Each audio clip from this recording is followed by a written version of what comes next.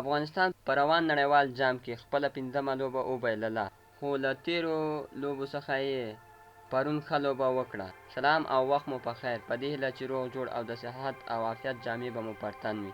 په یوې بلې نوې او په زړه پورې ویډیو کې درته ښه راغلاست وایم، او که زموږ له چینل سره نوي یوځای شوي یاست، دغه چینل درسره سبسکرایب او په خوا کې ورسره د ګونګري نشان ووهئ، تر څو زموږ د راتلونکو ویډیوګانو په باره کې خبر درکړو.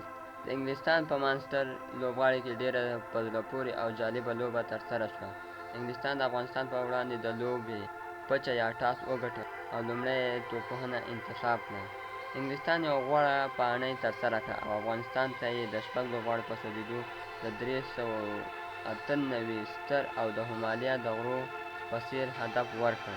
جیمز وین او جاني بیسټو د پیل لوبغاړي وو، چې جیمز وین 26 او جاني بیسټو 90، جروډ 88 او موین علي 31 او ایوان مورګان 148 منډې وکړې، چې د ایوان مورګان په بیټینګ کې 17 پږیزې هم شاملې وې.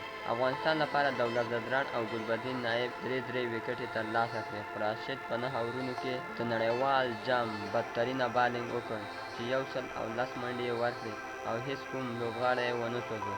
همدارنګه محمد نبي په 9 اورونو کې 80 منډې ورکړې او کومه ویکټ یې ترلاسه نه کړه.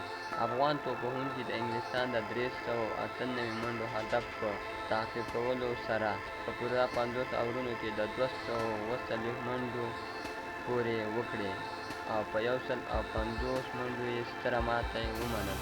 رحمتشاه زرمسي 46، حسنت الله شهیدي 70، اصغر افغان 40 منډې وکړې.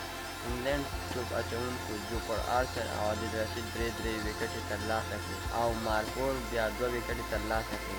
انګلستان وکولی شو چې په افغان لوبډلې په روان نړیوال جام کې په لومړي ځل پوره 50 اورونه ولوبول او انګلینډ لوبډلمشر ایوان مورګان د لوبې غوره لوبغاړي جایزه ترلاسه کړه. د افغانستان او انګلستان لوبې ته افغان ولسمشر هم ورغلی و، په ډېر تشویق سره یې د ده هرکلی وکړ. افغانستان به بله او راتلونکې لوبه د شنبې په ورځ د هندوستان په وړاندې ترسره کړي. نړۍ مننه چې زموږ ویډیو مو تر اخره وکتله، په دې هیله چې د خوښې وړ مو وګرځي. د لا ښکلو او په زړه پورې ویډیوګانو لپاره زموږ چینل سبسکرایب کړئ. والسلام.